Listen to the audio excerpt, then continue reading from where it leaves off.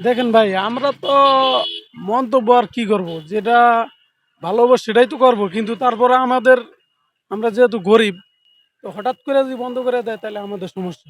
আর আমরা এখন কিন্তু লাখ না, কোটিতে পৌঁছে গেছি। যেহেতু কোটিতে গেছি, তা আমাদের কর্মসংস্থান আমরা এটা কইরা খাইতেছি। হঠাৎ করে যদি বন্ধ করে দেয় তাহলে তো আমাদের অনেক সমস্যা। আমরা চাই এটা চালু থাকুক, যেহেতু আমাদের অনেক টাকা ব্যয় করে কিন্তু আমরা এগুলা অনেকে ঋণগ্রস্ত আছি, অনেকে ঋণ করে করছি, বিভিন্ন সমস্যার মধ্যে থেকে মনে করেন এটা আমরা করতেছি। গাড়ি বন্ধ করে দিলে সমস্যা। তার কারণ এই গাড়ি নিয়েছি কিস্তির উপর, 1,65,000 টাকা দেওয়া লাগবে এই গাড়ি। এখন এই গাড়ি যদি বন্ধ করে দেয় তাহলে তো আমার মনে করেন কিস্তি দিতে হবে। কিস্তি না দিলে তো মনে করেন আমার মানে ঢাকাতে থাকা হবে না, এমন অবস্থা। হ্যাঁ, আমি চাই যে রিক্সাটা চলুক।